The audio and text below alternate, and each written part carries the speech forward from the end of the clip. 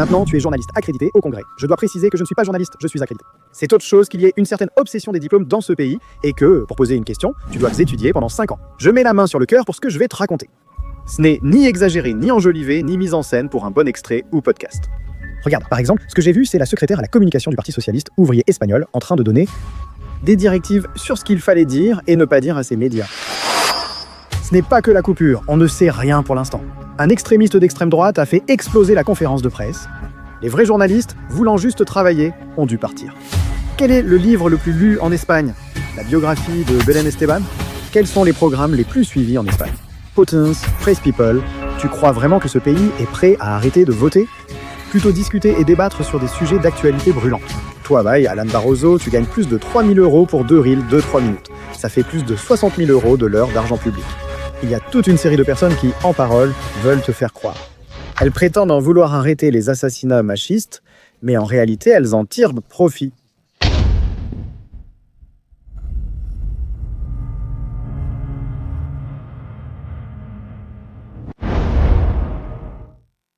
Bonjour à tous et bienvenue dans un nouvel épisode de la Factoria.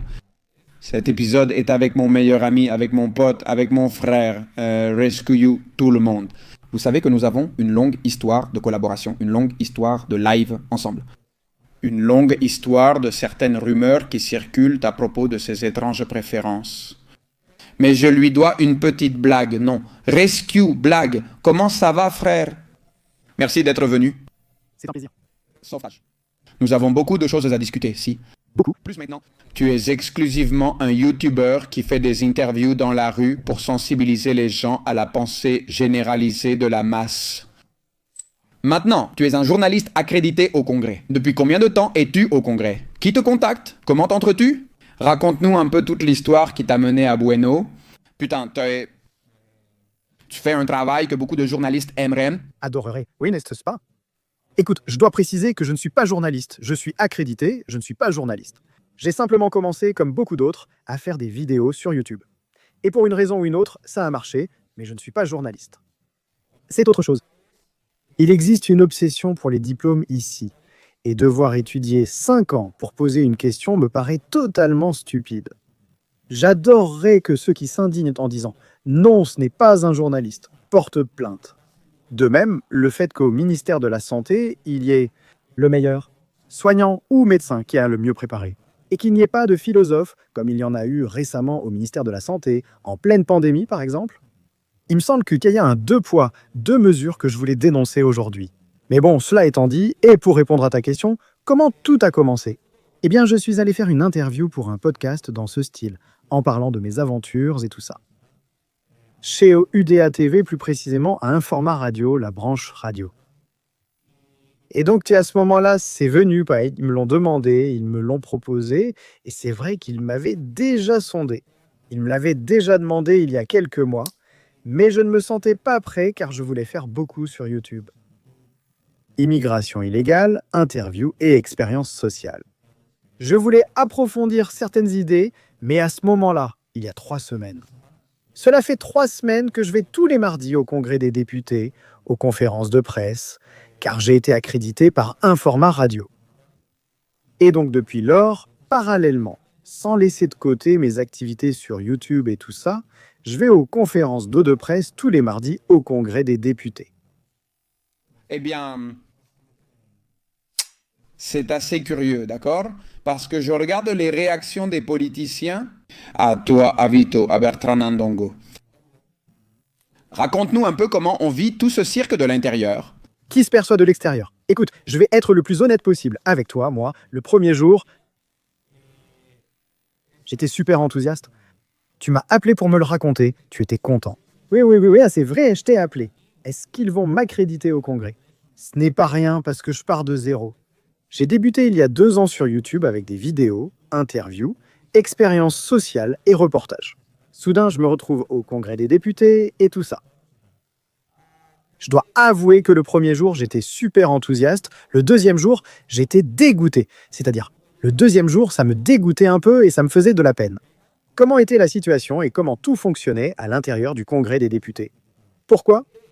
Parce que oui, tu l'as très bien défini, c'est un cirque, c'est un théâtre.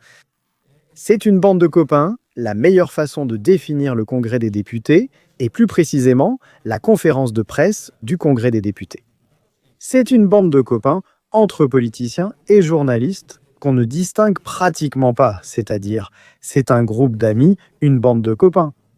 Il n'y a pas de quatrième pouvoir, comme on le disait il n'y a pas si longtemps, avec des médias privés exerçant une pression sur le pouvoir exécutif et le pouvoir législatif. Tout s'est mélangé, ça n'existe pas. Avant, c'était comme l'eau et l'huile. Ça devrait être comme ça pour faire contrepoids, afin de mettre la pression sur ces politiciens qui nous doivent des explications dans certaines situations. Maintenant, non. Maintenant, nous avons ce quatrième pouvoir qui est complètement allié à ces politiciens, ni plus ni moins. Et je peux te raconter 1000 anecdotes en 3 ou 4 jours, où j'ai été là, pratiquement. Oui, C'est incroyable. Je vais te dire une chose. ici. Cette émission est née parce qu'il m'a appelé et m'a dit « Jota, je suis épuisé. Je veux raconter ce qui se passe là-dedans. Je lui ai dit, frère, Merci, c'est un très bon ami. Il aurait pu donner ça à un autre podcast, mais il dit « Non, je veux te le donner à toi parce que tu es mon pote. » Mais c'est que... tu hallucines comme tout pue à l'intérieur. Donc voilà, je t'écoute. Et sincèrement, je mets la main sur le cœur pour ce que je vais te raconter. Ce n'est ni exagéré, ni enjolivé, ni une petite mise en scène pour créer une bonne ambiance. Un bon podcast, non? Je vais te le dire exactement comme je le ressens, Mira. Par exemple, j'étais dans la salle d'attente, juste à côté de l'hémicycle. Je ne sais pas si tu as déjà vu l'image typique où certains politiciens sortent de l'hémicycle et où le fameux Vito Quiles interview dans le couloir avec tous les médias présents, tu vois? À côté, une salle d'attente abrite les dinosaures des médias. Et là, il y a des allées et venues de politiciens qui entrent et sortent en permanence. Et tout de suite, moi, tu te rends compte que ça sent le copinage, ça sent les politiciens amis des journalistes. Par exemple, je n'oublierai jamais comment la secrétaire générale à la communication du Parti socialiste ouvrier espagnol était dans le couloir et il y avait un groupe de journalistes. Tu penseras, les journalistes habituels posent des questions et mettent la pression sur cette secrétaire à la communication qui fut ensuite, à cause de l'affaire de la coupure, d'accord? Eh bien, ce que j'ai vu, c'était la secrétaire à la communication du Parti socialiste ouvrier espagnol donnant des directives comme avec une baguette sur ce qu'il fallait dire et ne pas dire à ces médias. Ce n'est pas seulement la panne, on ne peut rien affirmer, on ne sait rien encore. Si le gouvernement, enfin, il n'y avait pas de journalistes pour remuer le couteau dans la plaie, il n'y avait pas de journalistes demandant des explications, il n'y avait pas de journalistes exigeant des responsabilités. Il n'y avait pas de quatrième pouvoir exigeant la vérité sur certains problèmes. Comment s'est déroulée la coupure de courant ayant déjà causé 10 morts? Il n'y avait personne pour poser de questions. À cette secrétaire générale de la communication. C'était une personne chargée de la communication qui donnait des directives sur ce qu'il fallait dire et comment le dire aux journalistes. Point final, et j'étais là, entouré de 10 journalistes. Et haha, hihi, tout le monde trouvait ça super. C'est-à-dire, il y avait du commérage, il y avait du copinage. Et j'ai été le seul imbécile à le dire. L'enregistrement est interdit dans le couloir. Seule une caméra du Parlement filme parfois à ce moment-là. Tu ne peux pas enregistrer avec ton téléphone, c'est strictement interdit, ni avec le téléphone, ni avec l'enregistreur vocal. Et à ce moment-là, je lui ai posé une question qui, franchement, me paraît incroyable qu'elle n'ait pas été posée. Parmi des journalistes qui ont 20 ans de métier, 30 ans de métier, je lui ai demandé « Oui, d'accord, mais Red Electrica a comme présidente une dame qui touche 1,5 million d'euros par an, un peu plus, qui a été nommée directement par l'exécutif. Sans aucune forme de démocratie, sans aucun vote, rien, absolument rien. Cette personne devra bien avoir une certaine responsabilité, non? Étant donné qu'il y a déjà eu une panne auparavant et il y a déjà des antécédents, Repsol a dû fermer, a dû arrêter toute une raffinerie. Il y a eu des problèmes critiques quelques jours avant la panne. Quelqu'un n'a pas fait son travail. Il y a eu des rapports, et je crois qu'il y a des rapports datant d'un mois auparavant, disant que cela... Pouvait arriver. Exactement. Je vous posais la question à ce sujet. Et avec la nouvelle sous la main. Le monde a dit et accepté ceci ou cela. Des documents récents signalaient des problèmes graves et avertissaient que cela pouvait arriver avant le réseau électrique. Eh bien, je pose cette question, il me fait une mauvaise tête, il me donne la réponse typique d'un personnage non-joueur politique. Bon, On va enquêter, bon, on va laisser ça être enquêté ou on va chercher. La vérité, c'est qu'on va laisser passer le temps et que les gens oublient. Voilà, c'est comme ça, c'est comme ça. C'est la seule stratégie. Que la prochaine connerie couvre la précédente. C'est comme ça. Pratiquement, les politiciens ne parlent plus de la Dana. Par exemple, le sujet de la Dana est pratiquement oublié. Ils n'en parlent plus, ils ne débattent plus sur la Dana, c'est fini. Reconstruction. Et les gens continuent d'avoir des problèmes. Des problèmes, c'est-à-dire qu'il y a des gens, il y a toujours des gens évidemment, qui se sont retrouvés sans maison, etc. Et ensuite, il y a eu un vote pour exonérer d'impôts les personnes touchées par la Dana. Et ils ont dit non, non, non, c'est tu vas payer, t'as tout perdu, t'as perdu des milliers d'euros avec ta voiture. Tu as pu perdre ton commerce, tu as pu perdre ta maison, tu as même pu perdre un membre de ta famille. Mais tu vas continuer à être mon esclave et à entretenir mes putes, mon business, ma cocaïne. C'est tout simplement Brutal. En fait, je lui ai posé cette question que n'importe quel journaliste poserait. Je n'ai pas fait d'études de journalisme, mais ce n'est pas une question d'avoir étudié ou non le journalisme. C'est une question de bon sens. On en a ou pas. Il y a eu un problème très grave qui concerne tout le pays, il y a eu des morts, et il faut demander des comptes ou assumer des responsabilités. C'est normal pour quelqu'un qui gagne plus d'1,5 million d'euros par an. À partir de là, il a fait la tête et m'a sorti l'explication classique d'un politicien personnage non joueur. Il fallait laisser passer le temps. Tous les journalistes m'ont alors regardé comme s'ils sentaient une forte odeur, et plusieurs m'ont interrogé car j'étais anonyme. Mon avantage était qu'on ne me connaissait pas, contrairement à Bitoquiles, déjà repéré et biaisé. Moi, je partais sans ce handicap. 2 ou 3 journalistes déjà présents. Tu es de quel média ? Qui es-tu ? Comment ça, qui je suis ? J'ai posé une question à une personne qui occupe une fonction publique et qui nous doit des explications. Tu dois demander aux politiciens, pas à moi. Je ne comprends pas. C'est-à-dire, je savais d'avance que le journalisme était pourri. Mais tant que tu n'entres pas dans les égouts et que tu ne sens pas cette merde irrespirable, tu ne te rends pas compte de la quantité de pourriture qu'il y a dans le secteur du journalisme, et encore plus là-dedans. Il n'y a ni quatrième pouvoir, ni moyen de pression, ni question de fond, juste une anecdote amusante. Je ne vais pas me marrer, je te jure sur ma vie, je suis vraiment de mauvaise humeur, parce que je suis vraiment de mauvaise humeur. Oui, au début j'ai vu ça, et je me suis pris la tête entre les mains. Je te jure, je te le répète, je n'exagère pas, je n'invente rien, je n'en fais pas trop pour la vidéo, je te jure. Dans la salle de repos, une télévision plasma diffuse ce qui se dit dans l'hémicycle. Le truc habituel, non ? On l'a tous vu, le président du gouvernement, puis la réplique, l'hémicycle, tout ça. Bon, on le voit à la télé. Il y avait une journaliste, je ne sais pas qui. Une journaliste d'une 50aine d'années regardant la télé, et à chaque fois, parce que j'ai dû passer des heures à attendre que Pedro Sanchez sorte pour pouvoir lui poser une question dans le couloir, et qu'au final, il n'est même pas sorti, tout ça. Une journaliste était là, j'ai attendu des heures. Dans la salle de repos, une journaliste regardait la télévision. Et chaque fois que Pedro Sanchez apparaissait, elle l'acclamait. Elle regardait la télé, Pedro Sanchez apparaissait, bien dit, bien, c'est comme ça qu'on parle, disait-elle toute seule. Tu veux dire, tu voyais une journaliste assise sur le canapé en train de regarder Pedro Sanchez. À la Chambre des députés, elle l'acclamait et encourageait Pedro Sanchez depuis la télé. Tu crois que cette journaliste va poser des questions de fond à n'importe quel député, à n'importe quel responsable public du Parti socialiste ouvrier espagnol ? Non. Évidemment, non. C'est impressionnant. Es-tu vraiment un ours ou t'en fais-tu l'illusion ? Je vais te révéler une vérité dérangeante. Et c'est que tu es le reflet des personnes, de celles qui t'entourent. Pendant des années, j'ai été coincé dans un environnement stérile, entouré de personnes sans ambition, espérant un changement. En réalité, rien ne change si tu ne prends pas le contrôle de ta vie, ni ne t'entoures des bonnes personnes. J'ai créé le Club Red Pill 3.0, un espace pour les hommes souhaitant s'entourer de vrais guerriers, un espace où nous abordons des sujets clés comme la masculinité, le stoïcisme, les dynamiques de couple, dans lequel nous essayons de vous donner les outils nécessaires pour que vous atteigniez votre plein potentiel, que vous continuiez à vous améliorer chaque jour afin de devenir les hommes dont cette société a désespérément besoin. En rejoignant, vous accédez à une section exclusive pour poser des questions aux invités de la Factory et apprendre auprès des références du secteur. Oui, c'est que les questions qui sont posées au Congrès des députés avec les problématiques que nous avons aujourd'hui dans le pays, c'est par exemple la réforme que vous allez faire. Quelles conséquences cela va-t-il avoir pour les citoyens? Et c'est comme, d'accord, enfin, c'est là où je veux en venir. Enfin, je comprends que c'est une question.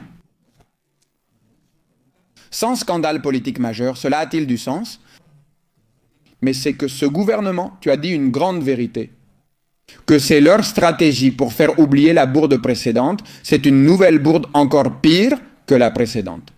Alors, les conneries s'accumulent, elles s'accumulent, qu'au final, on finit par oublier Koldo, on finit par oublier Tito Berni, on finit par oublier les masques, on finit par oublier Jessica, on finit par oublier Abalos, on finit par oublier les grâces. On finit par oublier la libération de Tara ainsi que tous les mensonges de Pedro Sanchez pendant la campagne électorale. C'est-à-dire, regarde, et ça comme ça de mémoire. Je ferai un réel sur mon compte en listant toutes leurs bourdes depuis l'arrivée de Pedro Sanchez en 2018 et on va halluciner. C'est incroyable, vraiment incroyable. Je voulais surtout parler du sujet. Évidemment, on ne peut pas ne pas parler du sujet récemment. Bertrand Ndongo, journaliste de Es Verdad. Raconte-nous le scandale, raconte-nous le scandale qui a éclaté, ça a été honteux. Je te le dis très sérieusement, comme sans surprise, comment les médias ont menti à propos de l'incident. Le soi-disant débordement d'un ultra, lors de la conférence de presse, ça a été honteux, d'extrême droite. Il a fait exploser la conférence de presse et les pauvres journalistes qui voulaient juste... Mais c'est littéralement ça, je n'exagère pas. Un ultra d'extrême droite a interrompu la conférence de presse. Et les vrais journalistes qui voulaient simplement exercer leur métier ont dû quitter la salle. Il te le titre comme ça, ce qui est un mensonge du début à la fin. Un mensonge, parce que c'est ça. Le premier jour, je suis sorti scandalisé et j'ai dit à mon collègue « Comment ça peut marcher comme ça? C'est du grand n'importe quoi. » Je me souviens que j'allais poser la question à Patxi López, d'accord? Porte-parole du Parti socialiste ouvrier espagnol. Mais je suis arrivé très tôt, et avant, il y avait Ione Belarra, porte-parole de Podemos. D'accord? Bon, donc j'arrive là-bas, et dans la salle de presse, tu as des micros que tu relèves, tu appuies sur un bouton, et tu peux parler. D'accord? Le fait est que, je vais le préciser, aussi bien Sumar que Podemos adoptent le même mode opératoire. Ils désactivent les micros de la salle de presse, les coupent et donnent un micro à main de karaoké qu'ils passent à l'ami du moment. Journaliste. Alors, qu'est-ce qui se passe? Ione Belarra arrive et fait son discours insupportable, où toutes les deux phrases, elle balance extrême droite, facho-franquiste, elle vient pour donner son avis. Et maintenant, nous commençons la conférence de presse. Comment est cette conférence de presse? Il y a la chef de presse à sa droite, et la chef de presse dit « À toi ?» Elle tend le micro au journaliste. Et elle lui demande « Que pensez-vous de la nouvelle loi qui a été adoptée ?» Le Parti socialiste ouvrier espagnol, près de sa mère, de tel. Que pensez-vous du nouveau documentaire réalisé par La Sexta, comme ils vous l'ont demandé récemment? Des immigrés sont-ils vraiment indispensables? Ce sont des questions complètement stupides. Elles sont louables, oui, mais je pense. N'importe quelle personne avec un peu de bon sens, j'insiste, je ne pense pas qu'il faille le faire. Licence en 4 ans et master journalisme. Il doit poser des questions d'actualité et de fond, notamment sur la corruption et sa gestion. Des rapports de l'unité centrale opérationnelle et de la garde civile. Parce que j'ai posé la question à Patxi López au sujet de l'unité centrale opérationnelle, au sujet d'un rapport de l'unité centrale opérationnelle qui liait le réseau Koldo à Santos Zerdón. Et il me disait, non, ce ne sont pas des médias d'extrême droite. Bien sûr, je lui réponds et je dis, non, ce n'est pas un rapport de l'unité centrale opérationnelle. L'unité centrale opérationnelle, c'est l'extrême droite. C'est-à-dire ces médias d'extrême droite qui en parlent s'appuient sur un rapport de l'unité centrale opérationnelle. Bon, en fait, c'est un vrai cirque, les conférences de presse. Et pourquoi il y a eu tout ce scandale avec Bertrand Ndongo? Parce qu'on ne te donne jamais la parole et ça, les médias n'en parlent pas. Ils disent que ça a dégénéré. La conférence de presse, ce n'est pas une question d'exploser, c'est juste du grand n'importe quoi. Et ils ne donnent pas la parole, ils ne donnent la parole qu'à 1 ou 2 journalistes, les super méga copains. Et elle s'en va, parce qu'elle est très fatiguée. Alors, pardon, donc elle est partie. Bertrand Ndongo voulait lui poser une question sur Monica Oltra, qui est impliquée. Elle a de nouveau été mise en examen, encore une fois, pour une affaire de dissimulation d'abus sexuels commis par son compagnon de l'époque. Merde, je crois que c'est grave. Une personne qui a été au pouvoir, comme Monica Oltra, a été une dirigeante à Valence, dans son parti politique. Et elle a été, ni plus ni moins, impliquée dans une dissimulation d'abus sexuels sur mineurs. Et c'est là que je me rends compte que ce n'est pas le quoi qui compte, mais le qui. Totalement tort, parce que tous ceux qui ont un certain âge se souviendront à quel point les médias nous ont cassé les pieds avec ça. En parlant des 2 costumes de camps à Valence, je ne sais pas si tu t'en souviens, mais par exemple, l'affaire Gürtel avec Caen, je ne vais pas défendre le PP, loin de là. Et même 1 euro. C'est de la corruption. Mais ce qui n'est pas possible, c'est qu'à l'époque, tu avais Jordi Évole, la Sexta, tous les médias. Des couvertures entières pour 2 costumes de merde de Caen. Le président de la communauté valencienne, en faisant un boucan incroyable. Ça ne me dérange pas, mais après, tu as Monica Oltra. Prétendument en train de couvrir les abus sexuels de son mari de l'époque. Ici, on ne peut pas poser cette question, mais Bertrand, bon journaliste, a insisté. « Excuse-moi, je veux la poser. » Parce que vous ne me donnez jamais la parole, vous ne donnez jamais la parole, vous ne donnez la parole qu'à vos 4 amis. Enfin, même pas 4, 2. J'ai croisé Bellara 3 fois ces 3 dernières semaines. Elle agit toujours pareil. Elle tient son discours d'extrême droite, franquiste, fasciste pendant 1 demi-heure. Conférence de presse. Un ami, il donne le micro à la chef de presse et elle s'en va. C'est ça la démocratie? Après, ces gens-là ne cessent de parler de démocratie, de liberté d'expression. Ce sont les pires. Et je vais te donner un exemple. Hier, j'étais en conférence de presse. J'ai croisé Telado, le porte-parole du PP. Je suis très éloigné des villas du PP. Entre autres choses, parce qu'il y avait Mariano Rajoy avec la majorité absolue, et il n'a absolument rien fait. Rien, il n'a pas tenu ses promesses. Tout son programme électoral, complètement. Rajoy a, selon moi, laissé la gauche dominer le récit culturel. Mais exactement, continue. Et cet homme a répondu à la Sexta, il a répondu au journal, il a répondu à tout le monde. C'est-à-dire, il a été parfaitement correct. C'est déjà une honte et une tristesse de devoir louer ce qui devrait être évident, ce qui devrait l'être. C'est comme applaudir une personne. Espagnole, car elle se douche 3 fois par jour. Qu'elle peut manger 3 fois par Jour? Oui. Enfin, c'est pardon. C'est comme applaudir un Espagnol. Qui respecte les règles de conduite. C'est comme dire, regarde cette personne, comme elle est bien. 250 à l'heure sur la 6, on va l'applaudir. Oui, exactement. C'est ridicule. Eh bien, cet homme a répondu à tout le monde et il n'est pas parti tant qu'aucun journaliste n'avait la main levée. Il a répondu à tout le monde. Comme toi, Ophélie, je suis très éloigné du Parti populaire. Mais il ne s'agit pas d'idéologie, il s'agit d'éthique et de moralité. Tu es payé, et pas qu'un peu, dans une fonction publique représentant beaucoup de personnes avec des faveurs et des avantages que le commun des mortels, les travailleurs, n'ont pas. La moindre des choses, c'est de répondre à tout le monde. Ils ne sont même pas intelligents, répond-lui. C'est autre chose. Mais est-ce que ça leur vaut vraiment le coup? Ils veulent polariser les gens, au final, ils veulent pointer du doigt et dire « ce sont les fascistes ». Et que les plus sectaires applaudissent comme des phoques. Et voilà, ils n'ont pas répondu à Vito Quiles, bien à Reski, ils ne lui ont pas répondu non plus. Ce sont des fascistes.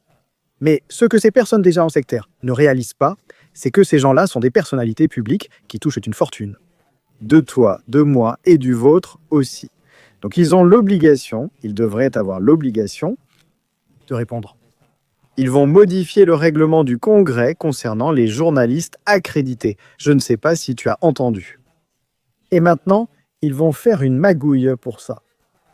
Si tu ne respectes pas ton tour de parole, tu es sanctionné et interdit de congrès pendant 3 mois. D'accord? Bien sûr, le problème, c'est qu'on ne te donne jamais la parole, alors... Cette histoire, ce problème n'existerait pas s'ils donnaient la parole. Mais le problème, c'est qu'ils ne donnent la parole qu'à leurs 2 petits copains. Et c'est tout. Donc, il n'y aurait pas de saut de tour de parole s'ils répondaient à tout le monde.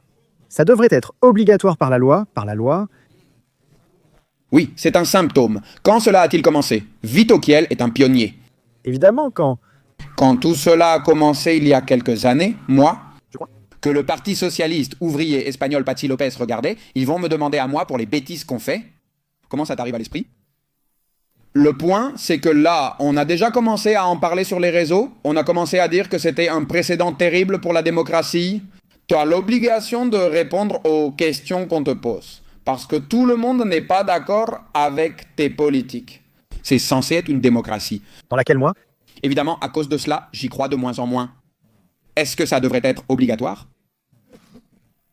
Le point, c'est que ce n'est pas seulement qu'on ne te donne pas la parole, c'est que quand on te la donne, on ne te répond pas. Exactement. Non, je ne te parle pas parce que tu es d'extrême droite. j'adorerais. A demandé à Pachi Lopez, par exemple, qui a été le plus fervent défenseur de cela. Concernant la nouvelle réglementation, les réglementations seront-elles bidirectionnelles? C'est-à-dire, si je ne réponds pas, si je saute mon tour de parole, je suis sanctionné. Mais toi, tu ne devrais pas être sanctionné si tu ne réponds pas à une question? La pression, sa mesure, c'est réservé aux journalistes? Pour Les politiciens? Non, non, non, et pas aux journalistes qui me posent des questions que... Je n'aime pas. Bien sûr, c'est ça. À mes petits copains, à ceux à qui je distribue l'argent public. À mes petits copains... qui profitent même de moi avec mes copains qui me flattent sans cesse, ça me va. Avec eux, aucun souci. Mais alors, celui qui me pose des questions légitimes, celui qui me pose des questions que la plupart des citoyens veulent savoir, c'est à eux que j'en veux, car ils peuvent exposer mes failles. Exactement. Par exemple, il y a même eu un moment où j'ai regardé un journaliste. Pour Yone Bellara, je veux que les gens se mettent à ma place et empathisent. Tu passes une demi-heure à écouter un discours insupportable de Yone Bellara. Ils viennent là pour se montrer à la caméra, et c'est tout. Tu es là à supporter, à encaisser une demi-heure de discours insupportable. Elle ouvre la conférence de presse, il donne le micro à son amie, celle du média copain, elle lui pose une question vraiment stupide. C'était du genre, que pensez-vous du nouveau documentaire sur l'immigration et de l'immigration illégale, etc. Qu'est-ce qu'il va bien pouvoir dire? Qu'est-ce qu'il va dire? Je me souviens, j'étais très énervé. Je me disais, 3 heures ici ce matin et maintenant il faut encore supporter ça. Une demi-heure de discours insupportable. Pour une question à laquelle il ne répondra probablement même pas. Pour que seule cette nana puisse poser une question, et tu poses cette putain de question, je me suis retourné et je lui ai dit, sérieusement? Sérieusement? Je l'ai regardé et j'ai dit, sérieusement? T'as vraiment posé cette question de merde?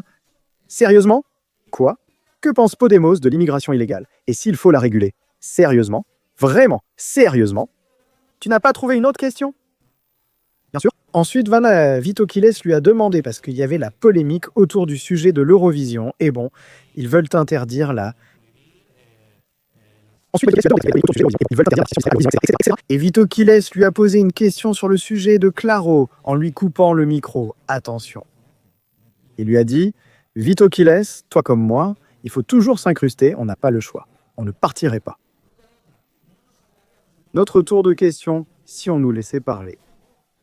Mais ensuite, il ne cesse de parler de démocratie et de liberté. Et il lui a demandé, alors finalement, la Kanta d'Israël a survécu au 7 octobre à l'attentat du 6 octobre. Il faisait beau quand tout a commencé, et bon, s'ils condamnent aussi cela, si elles sont si féministes, etc., eh bien, elle est partie, elle n'a pas répondu, et elle est partie. Et c'est toujours comme ça. Alors, pour résumer, tout le Congrès des députés est une bande de copains, médias et politiciens. C'est un petit groupe d'amis où il n'y a que des rires, des blagues et des potins. Point. C'est le meilleur résumé que je peux te faire et que je peux faire à tous les contribuables du Congrès des députés. C'est tout simplement terrible, digne d'une république bananière. C'est ce que c'est, vraiment. Beaucoup de gens ne se rendent toujours pas compte. Les gens ne comprennent toujours pas que l'Espagne est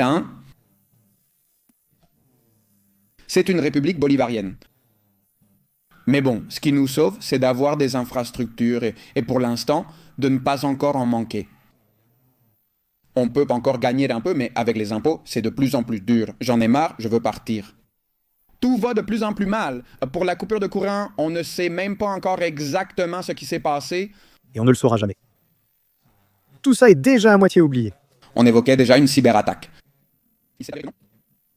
Au vu de tous les rapports, il semble s'agir d'une négligence. Par excès d'énergie renouvelable, ils veulent détruire les centrales nucléaires. Quel avenir reste-t-il à ce pays? C'est l'esprit du Parti socialiste ouvrier espagnol. C'est très difficile à renverser. Non, non, difficile, mais pas impossible. Ils ont très bien réussi, ils ont polarisé la société entre les rouges et les bleus. Et le même que tout le monde a vu, au moins ils ne gouvernent pas.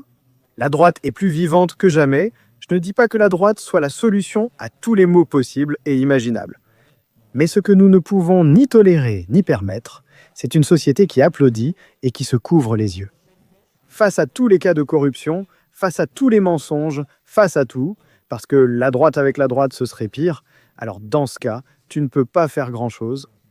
Oui, c'est vraiment absolument désolant et il ne s'agit plus seulement de ce qui se passe au Congrès. Comme ils ont mis en place une structure dans laquelle personne ne les remet en question. Si on parle de journalisme, tu sors dans la rue parce que tu es quelqu'un qui est sorti 200 fois dans la rue et tu poses des questions aux gens en général. On peut même affirmer que la moitié de la population espagnole, voire plus, est concernée. 80% des Espagnols. Ce sont des ignorants politiques absolus qui ne connaissent pas les affaires de corruption. Et s'ils le savent, qu'est-ce qu'ils disent? Des mensonges de l'extrême droite? Partage des expériences d'entretien. Des gens. Quelle est ta perception à ce sujet? Ma perception et ma conclusion? Beaucoup, dont moi et ceux qui suivent mes vidéos et interviews, concluent que le suffrage universel est le plus grand mensonge de l'histoire. Tout le monde ne peut pas être pilote d'avion, parce qu'il faut passer des tests, des filtres. Tout le monde ne peut pas être avocat, car il faut des études, un master, etc. Tout le monde ne peut même pas être serveur, parce qu'il faut avoir un certificat de manipulateur d'aliments. Mais tout le monde peut décider de l'avenir de son pays et décide de l'avenir de son pays. En ce qui concerne les slogans, les étiquettes, la fumée, les préjugés et la contamination et la pourriture de la part des médias. Mon Dieu, c'est vraiment solide et en plus, pas seulement solide.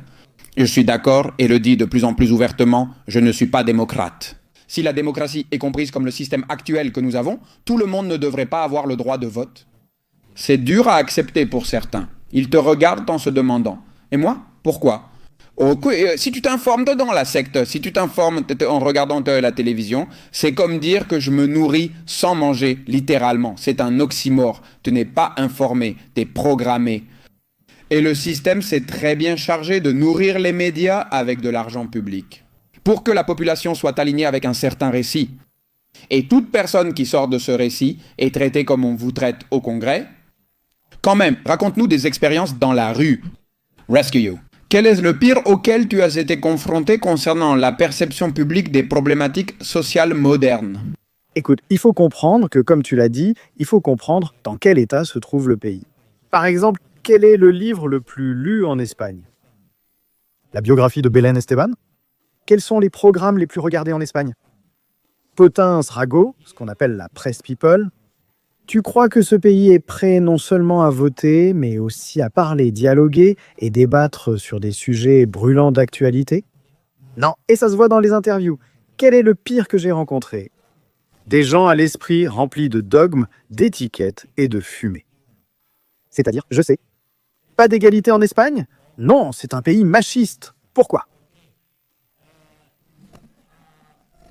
Quand tu te nourris de dogmes et qu'il n'y a rien d'autre que des dogmes et du vent, quand on te demande pourquoi. Parce que si je pouvais changer le nom de ma chaîne, je le changerais. Pourquoi? Je veux comprendre le pourquoi sans idéologie. Explique-moi la raison des choses. Parce que je trouve extrêmement dangereux pour une société que les gens ne sachent pas expliquer pourquoi ils disent les choses. C'est que Rescue, je suis complètement d'accord avec toi, c'est fondamental. Tout le monde a une opinion, tout le monde croit en quelque chose, tout le monde sait clairement pour qui il vote. Tout le monde sait clairement quelle politique il mettrait en place. Tout le monde pense savoir clairement. Pourquoi? Ils pensent d'une certaine manière, mais ça m'y pose moi. Quand tu leur poses la question, d'accord, donne-moi un argument, donne-moi une raison. C'est là qu'on voit le bug extrême, qu'il y a que l'exercice de raisonner pourquoi tu penses d'une certaine manière. Ils l'ont éliminé de la société espagnole, ils continuent comme des moutons. Mais tu sais pourquoi? Parce que l'idéologie des gens est basée sur l'émotion et non sur la raison.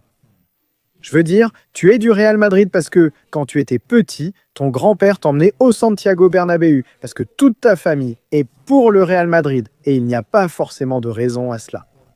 C'est une émotion, un sentiment. Mais en ce qui est dangereux que là-dedans, c'est que tu es du Parti socialiste ouvrier espagnol de la même façon que tu es du Real Madrid ou du Barcelone. Ils en ont fait une idéologie.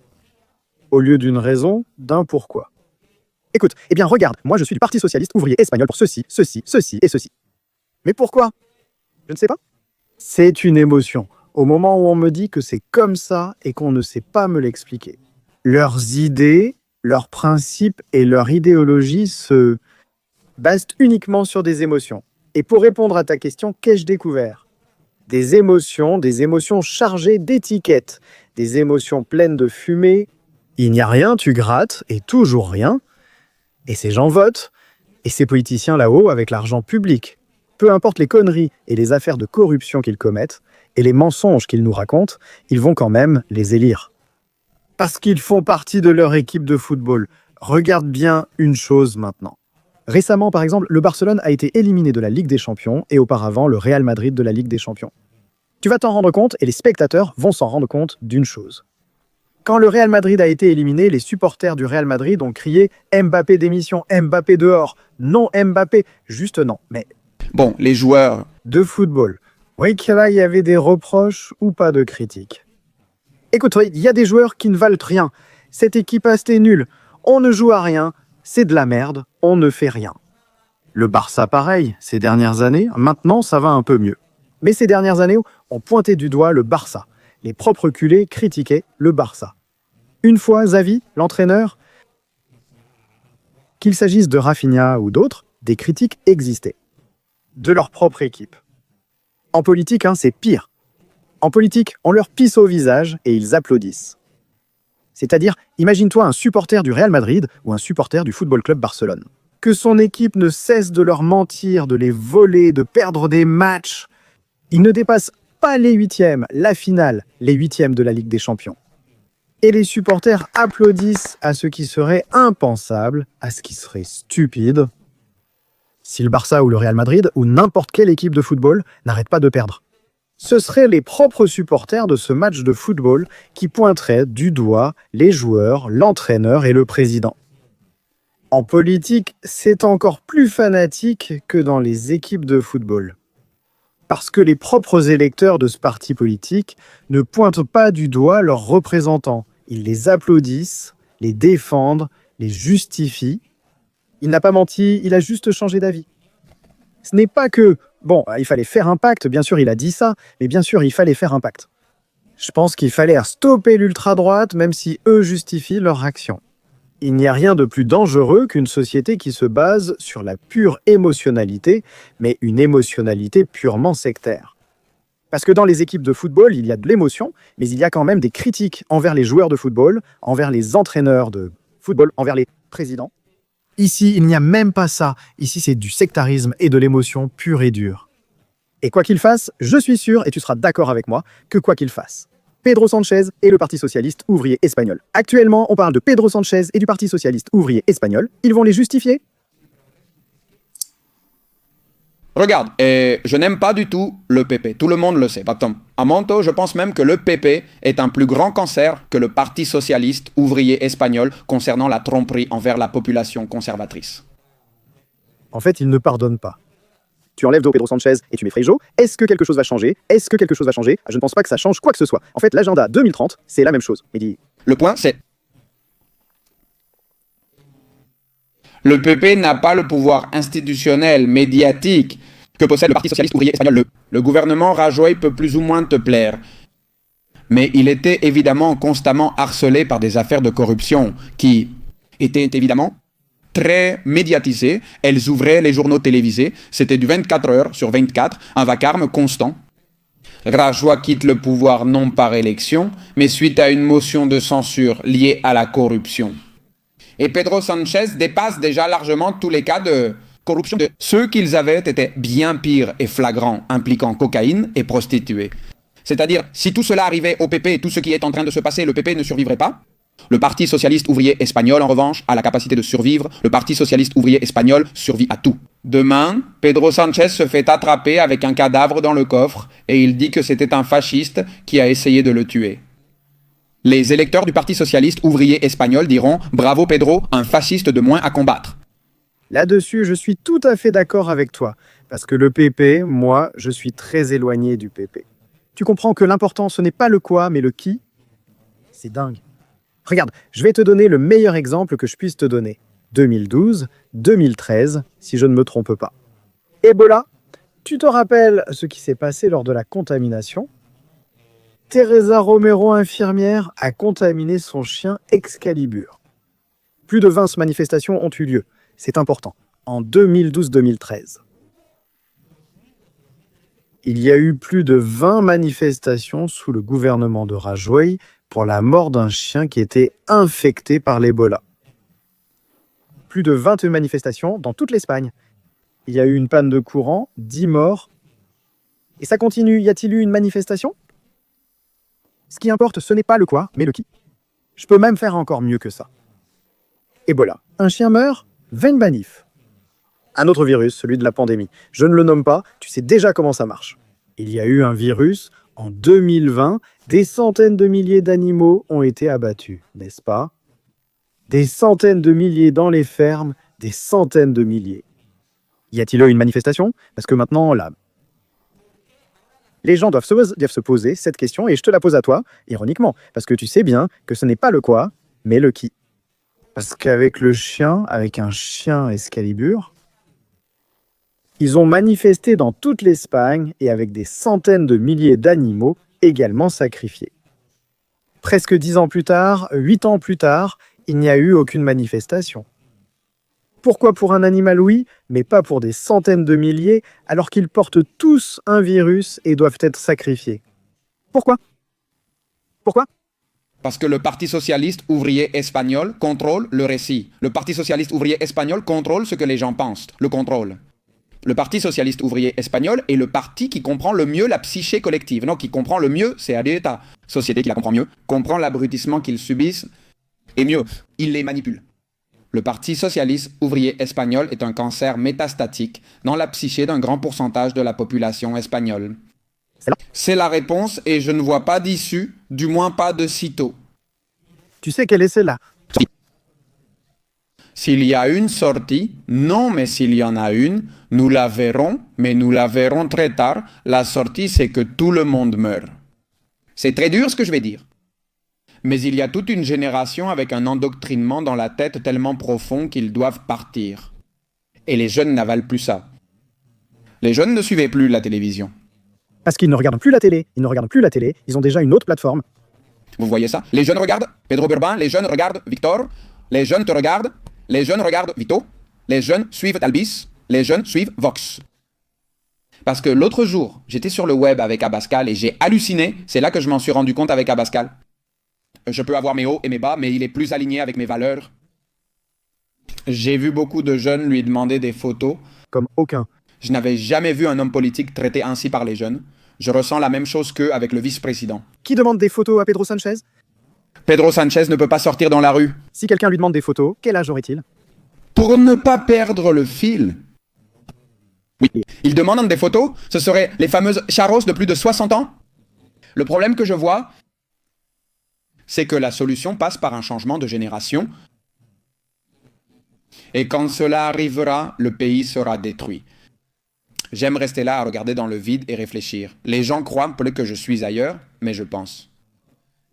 Et je suis arrivé à cette conclusion. Et elle est très terrible et très dure. Il y a toute une génération à qui tu ne vas pas changer d'avis, tu ne vas pas changer. Je veux dire, c'est tellement ancré en eux.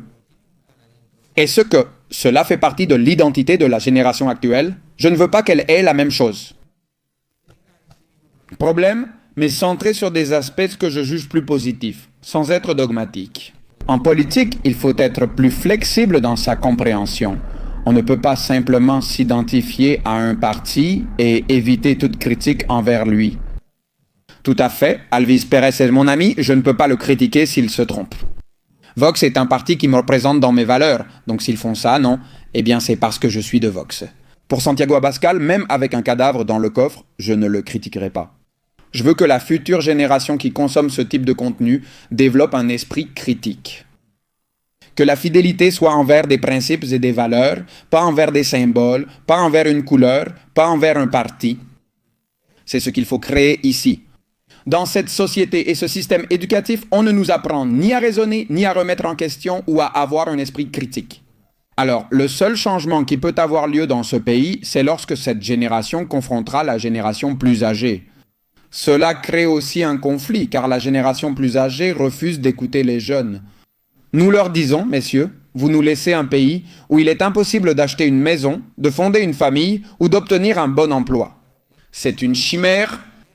Ils disent, Pedro Sanchez m'augmente la pension de 50 €, donc tu t'en fiches. Alors, il va y avoir un choc générationnel, comme il y a déjà un choc des sexes compliqués. C'est-à-dire, nous sommes dans une situation où il faut être très ferme et en même temps avoir beaucoup de doigté. J'encourage tous les jeunes qui affrontent leurs aînés chez eux, mais avec amour. Avec l'amour, on peut accomplir beaucoup de choses, en expliquant les choses calmement, en expliquant les choses avec raison. Inutile de gâcher le dîner de Noël, mais saisis la moindre ouverture, fissure ou doute quand tu en vois un. Pour cela, tu dois avoir les outils, l'information et un bon vocabulaire. Et tu dois surtout le faire d'un point de vue où tu n'essayes pas d'imposer, mais d'essayer qu'ils comprennent la situation dans laquelle nous nous trouvons. Je ne veux pas de conflit, mais il est inévitable vu la situation. Je ne sais pas ce que tu penses de ma réflexion. Je suis d'accord, mais tu dois comprendre que je suis allé à l'université, donc il y a un endoctrinement là-bas féroce. C'est-à-dire, je comprends et je suis d'accord qu'il y a beaucoup de jeunes qui ne le font plus. Parce qu'il y a encore très peu d'années, la seule source que tu absorbais et qui te rentrait dans le cerveau, c'était la télé.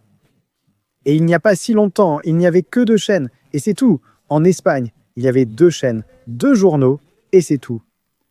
Là, je trouve ça justifiable, plus que justifiable, compréhensible. Et il y a une explication logique au fait qu'il y ait cette mentalité de ruche, parce qu'il n'y a pas de variété, il n'y a pas de pensée variable. Pour les médias, aujourd'hui, il n'y a plus d'excuses. Avec Internet et divers canaux sur Twitter, tout est accessible. Je te le dis aussi, celui qui est sectaire est sectaire. Et il ne veut même pas entendre parler d'autres types d'idéologies. Et avec ça, disons, le perdant, c'est lui. Si tu veux vivre dans une grotte à écouter ton écho, fais-le. Je crois que ce qui rend la vie belle et satisfaisante, pour l'esprit et sur le plan personnel, c'est d'écouter. Et confronter différentes options, des opinions et divers points de vue, c'est ce qui t'améliore. C'est-à-dire, si moi par exemple, toi, quel problème as-tu dans le Red Pill Podcast ? Qu'il n'y a pas de féministes qui viennent parce que la Carla Galeotte du moment ou l'Alain Barroso du moment veulent rester dans leur grotte, dans leur écho, ils ne veulent pas confronter. Pourquoi ? Ça te fait comprendre quoi, qu'ils causaient des fissures ? Leur argumentaire ? Ils ne peuvent pas se défendre et ignorent comment. Tu veux me faire comprendre ça ? Que Carla Galeotte... De service ou toutefois ? Tu adorerais avoir une Cindy Takanashi ou une Carla Galeotte dans Red Pill Podcast, mais est-ce que tu aurais un problème ? Je vais plus loin. Je ne veux pas qu'elles viennent sur ma plateforme, mais qu'elles m'invitent sur la leur. Par exemple ? Le problème est plus profond. Le problème N'est pas... qu'ils évitent les plateformes conservatrices et n'y viennent pas. Les plateformes qu'ils considèrent de extrême droite, ou machistes, ou patriarcales. Le problème, c'est que même elles, ayant les moyens de nous inviter sur leur plateforme, où elles auront un peu plus de pouvoir pour orienter la conversation comme elles le souhaitent, ont-elles une ou plusieurs, je te le dis ainsi, Itakanashi, sans vouloir te nuire. Mais vous m'avez écrit pour faire une émission avec moi, pour faire une émission sur Abro Paragua. Vous m'avez dit qu'on allait la faire en février et vous n'avez pas d'ovaire. Mais pourquoi ? Parce que leurs arguments, parce que je les détruis sur le plan argumentatif, ils n'ont aucun moyen de tenir. Et bien sûr. Mais quand ils ne veulent pas débattre avec J ou avec Rescue You, ce qu'ils disent, de toute évidence, avec une énorme pancarte, c'est « Mes arguments, mon idéologie et mes principes, je ne peux pas les défendre et je ne vais débattre qu'avec des personnes qui pensent exactement comme moi. » Idéologiquement. Alors, il n'y a donc aucune croissance personnelle ? Rien, zéro. Si entre vous faites du même bord idéologique, vous vous dites à quel point vous êtes beau. Et aujourd'hui, oui, tu as raison. Ah, eh bien oui, toi aussi tu as raison. Est-ce super micro-machiste que ce soit la fille et le garçon qui est le Coca-Cola. Ce sont des choses qui n'ont aucun sens. C'est-à-dire le niveau de stupidité. Attention, je ne parle pas de Cindy en particulier, ni de rien de précis, mais du niveau de stupidité auquel la population est soumise. Je le dis toujours, messieurs, si votre référence intellectuelle, si votre référence en matière de critique sociale, si votre référence politique ne s'assoit pas pour défendre ses idées face à son opposant. Je ne comprends pas comment tu peux l'admirer. J'admire celui qui va à la télévision, j'admire Jordan Peterson, une personne à qui on a tendu des pièges. Il est allé sur des plateaux télé hostiles, dans des conférences piégées et des universités du monde entier. Et il a toujours défendu sa position et il s'en est toujours bien sorti. Cela me prouve que ses arguments sont solides. Augustin Lage. Je pourrais continuer encore et encore avec toutes les personnes que je considère comme des références intellectuelles. Comme putain, vous soutenez et défendez des personnes qui ne bougent et ne défendent leurs idées que dans des chambres d'écho et qui ne sont jamais confrontées. Et je suis renchéri. Non seulement, non, écoute-moi attentivement parce que ce que je vais te dire est très important, non seulement ce que tu as dit, mais je fais encore mieux. Comment peux-tu suivre des influenceurs qui toujours fait de l'argent public, qui se montrent à l'extérieur comme des personnes critiques, constructives et argumentatives, mais qui ensuite reçoivent de l'argent public du gouvernement en place? Tu penses que ton influenceur préféré du moment, ici Alan Barroso, Carla Galeotte, etc., qui touchent des milliers d'euros pour des conférences, vont-ils vraiment critiquer le Parti socialiste ouvrier espagnol en place? On va faire un exercice de dénonciation maintenant. Regarde, c'est ma caméra, non? Oui, c'est ça, parle, le Parti socialiste ouvrier espagnol. Non, attends, je veux te mettre dans le contexte. Parti socialiste ouvrier espagnol. Alan Barroso, politologue et universitaire formé à l'université. Et toi? Dans un état utopique? Tu veux croire que c'est une personne critique, qu'il ne prend parti pour personne, qu'il exerce une pression? Va-t-il pointer nos représentants publics? Tu crois qu'Alan Barroso, tu es une ordure et une saleté? Pourquoi? Parce que tu te fais passer pour un ouvrier, tu trompes les tiens en te faisant passer pour un ouvrier. Comment je ne serais pas de gauche, puisque je fais partie de la classe ouvrière? Ils vendent ce genre de dogme, non? Eh bien ensuite, toi, Alan Barroso, tu touches plus de 3 000 € pour 2 reels de 3 minutes, ça fait plus de 60 000 € de l'heure d'argent public. Et cette racaille et ces ordures se font passer pour des ouvriers et pour la classe laborieuse. Un type qui vend ses slogans, ses étiquettes et ses dogmes de non. Si tu gagnes peu d'argent, si tu es un salarié, tu dois voter à gauche. Parce que c'est la classe ouvrière, parce qu'elle se soucie des travailleurs. Le même qui te dit ça touche plus de 3 000 balles pour 2 minutes de vidéo. Des ordures sur pattes qui n'ont aucun principe et se vendent au plus offrant. Ces gens se prennent pour des critiques, des références, font pression, se disent journalistes et portent l'insigne des vrais journalistes. Un extrémiste a expulsé, a boycotté et a empêché les vrais journalistes d'exercer leur profession. Les journalistes sont des gens comme Alan Barroso qui touchent entre 60 000 balles de l'heure du gouvernement en place. Et donc cet Alan Barroso ne pourra pas critiquer le gouvernement en place. Parce qu'il en profite directement. Faites ce pas, voilà. C'est tout simplement brutal. Et j'y vais. Je vais aussi faire une critique ici. Aujourd'hui, des influenceurs sans expérience politique sont ciblés par le Parti socialiste ouvrier espagnol, qui veut contrôler les influenceurs mode et TikTok. Marina Rivers, brother, le rejet que cette fille me provoque est très grand, très grand. Non seulement à cause de l'hypocrisie de dire qu'elle a 2 diplômes, et qu'on ne la voit que comme une paire de seins, alors que la seule chose qu'elle fait, c'est montrer ses seins sur TikTok et bouger son cul. N'est-ce pas? Ce qui m'énerve le plus, c'est qu'il parle du féminisme, de l'égalité, des femmes. Évidemment, est-ce que le Parti socialiste ouvrier espagnol lui file un peu de fric là-bas pour qu'elle soit alignée avec ce récit? En plus, elle va à Cuba pour dire à quel point le tourisme à Cuba est incroyable, payé par le gouvernement cubain. Sincèrement, les jeunes qui m'écoutaient, les jeunes qui écoutaient Rescue, s'il vous plaît, ne suivez jamais des personnes qui vivent de l'argent public et qui soutiennent des dictatures en faisant la promotion du tourisme. Dans ces cas, seuls les oppresseurs du peuple cubain en profitent. Vive Cuba libre, vive le Venezuela libre. Abat le putain de communisme et abat le socialisme cancéreux qui ne fait que créer une société médiocre, qui exige des résultats de succès, sans aucun effort. Ça suffit maintenant. Ça suffit maintenant. Et Marina Rivers, j'espère que tu trouveras la lumière. Je ne te critique pas pour que les gens te dénigrent, que tu restes toujours là. Mais rends-toi compte du mal que tu fais. En tenant ces discours et en te rangeant du côté d'un gouvernement qui promeut qu'à l'avenir pas si lointain, tu ne pourras même plus bouger tes fesses sur TikTok.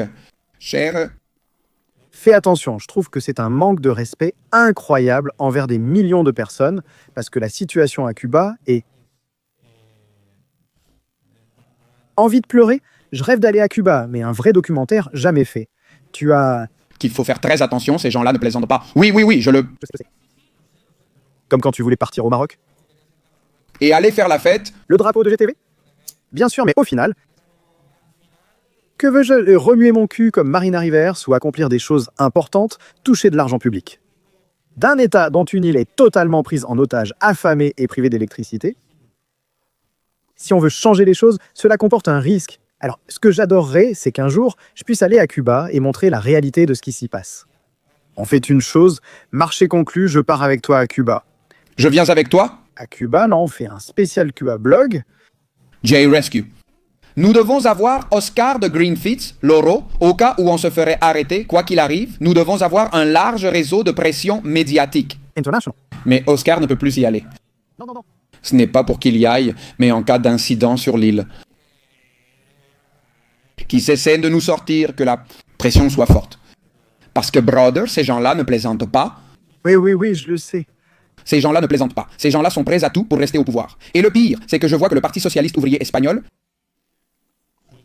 en fait, c'est pareil. Ils cherchent juste à garder le pouvoir. Très dangereux. Mais c'est pour ça qu'on va conclure l'affaire. Si on va à Cuba, on y va ensemble. Un blog, Cuba J-Rescue, dénoncer la situation à Cuba et aider nos frères cubains. D'ici un an, on doit le faire, Serrado. Allons-y. À Cuba, on vient vous chercher, Castro. Ta copine te laisse comme ça? Je te devais ça? Ta copine? Elle pèse combien? En paix, mais ça tient toujours. Passons au dernier sujet, très important selon moi. Adrien, mec, C'est très... Il y a quelque chose avant que tu commences le sujet. Nous irons sans aucun euro d'argent public, ni avant, ni pendant, ni après. C'est pour ça que c'est important et je suis content que tu l'aies dit. Quand tu portes ton attention à... Fais attention à qui tu suis. Une personne comme Marina Rivers qui... Je pense qu'Alan Barroso n'est pas le seul à toucher de l'argent public. Tu ne peux pas leur faire confiance du tout car ils vont avoir un biais incroyable. Pourquoi? Parce qu'ils sont corrompus, ils sont soudoyés. Au final, on appelle ça un paiement, mais c'est un pot de vin. Alan Barroso a reçu 3 000 € pour 2 reels de 2 minutes. Voilà, tu l'as dit.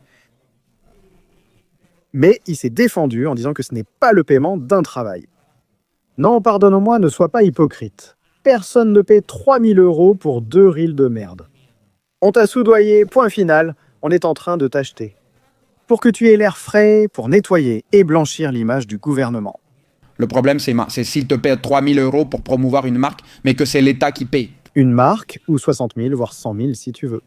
Que chacun paie ce qu'il veut dans le secteur privé, que ce soit lui qui te paie. Public. Pour que tu lui lèches les putains de couilles. Bien sûr, c'est honteux. Bon, Rescue, pour finir, mec, je pense qu'on doit parler d'un sujet très important. Peu de personnes en sont aussi conscientes. Il s'agit du problème de l'immigration illégale, mais il ne faut pas l'aborder ainsi. Je ne veux pas qu'on remplisse cela d'immigrés. Non. Nous n'allons pas l'aborder sous l'angle de la mafia, du business, de l'affaire que représente l'immigration illégale en Espagne. Il y a tout un réseau et tout un business, comme tu l'as très bien appelé. C'est de la mafia, ça ne peut pas s'appeler autrement, cela correspond à la définition. Une organisation qui commet des actes illégaux pour un profit économique, c'est du trafic d'êtres humains. C'est-à-dire, tu as des associations, c'est tout un réseau, tu as les organisations non gouvernementales qui amènent ces embarcations, d'accord? Qui les amènent? C'est prouvé et surveillé, elles partent des côtes africaines. Il y a peu, une nouvelle est sortie disant « On a réussi à amener une embarcation qui se trouvait à 550 km des côtes de Tenerife. » Merde, je peux comprendre que tu la ramènes quand elle est proche pour la sauver, la ramener puis l'expulser ou leur trouver une solution. Mais ce qu'on voit, c'est qu'on les amène directement depuis les côtes africaines. Remorquées, elles sont laissées à quelques kilomètres des côtes des îles Canaries. Et là, elles passent ensuite sous la responsabilité de la Croix-Rouge, qui est une autre mafia. Et ensuite, il y a aussi les assistants sociaux, les foyers d'accueil. C'est tout un business, tout un business. Les principales concernées sont évidemment les jeunes femmes de 20 à 30 ans, qui sont éducatrices sociales, qui ont fait des études, qui ne savent rien faire du tout. Et elles doivent se consacrer à cela, au trafic d'êtres humains, en justifiant et en obligeant les immigrés. Je n'invente rien. L'un d'eux me l'a dit dans un centre. Dans un centre d'immigration illégale près de Tenerife Nord. Qu'est-ce que c'est? Ce qu'il t'a dit? Il m'a dit, et c'est enregistré, l'immigré clandestin l'a dit. Non, les travailleurs nous disent, toi, dis que tu es majeur, toi, dis que tu es mineur, toi, dis que tu es mineur. C'est-à-dire que les propres travailleurs sociaux obligent les immigrés qui arrivent en Patra à dire qu'ils sont mineurs. Et tu vois un gars d'1,90 m avec une barbe blanche, etc., qui dit qu'il a 16, 17 ans. Et toi, tu vas là-bas, tu t'imprègnes, parce que si tu fais confiance au gouvernement. Il y a peu de temps, Pilar, là, le porte-parole de nom, je pense que c'était la secrétaire générale du Parti socialiste ouvrier espagnol, en disant que ce sont des enfants qui fuient la guerre. Ils ne fuient pas la guerre, et ce ne sont pas des enfants. C'est complètement faux. La dernière fois que j'y suis allé, j'ai demandé à un immigré qui était arrivé il y a quelques jours seulement de Mauritanie. Combien d'entre vous étiez majeurs? Eh bien, sur un bateau de 80 personnes, environ 2 ou 3 étaient mineurs. Le reste avait 30 ans ou plus. C'est comme ça, et le gouvernement nous ment. C'est-à-dire que les organisations non gouvernementales et tous ces groupes qui profitent économiquement de l'immigration illégale sont associés au gouvernement. Le gouvernement a intérêt à ce que cela continue et les propres organisations non gouvernementales ont aussi intérêt à ce que cela continue, car elles reçoivent chaque année des millions et des millions d'euros de subventions. Depuis l'organisation non gouvernementale Open Arms, qui amène les immigrés, la Croix-Rouge, jusqu'aux petites travailleuses des services sociaux qui y trouvent leur intérêt. Qu'ils viennent, car sinon elles n'auraient pas de travail. C'est pourquoi elles défendent si ardemment ce modèle d'immigration illégale. Qu'ils sont mineurs, c'est-à-dire, mais oui, ils sont mineurs, alors qu'ils ont plus de 30 ans, etc., c'est cas. Et tsaï, c'est-à-dire, ils vivent sur la base d'une illégalité, comme le trafic de personnes avec des mensonges. Ils ne fuient pas la guerre, ne sont pas des enfants et ne viennent même pas en Patera. Ils les remorquent et les amènent exprès. Sinon, le business s'arrête. C'est-à-dire, tu crois vraiment que tous les Je te rends? La question pour que ce soit plus clair, tu crois que les services sociaux, les foyers d'accueil, les organisations non gouvernementales, ça les intéresse qu'ils arrêtent de venir? Les bateaux de migrants? Non. Non, parce que le jour où ils arrêteront de venir, immigration illégale, de quoi vont-ils vivre? S'ils n'ont plus de problèmes à résoudre, Brother, est-ce possible? Peut-on l'étendre à la question du féminisme?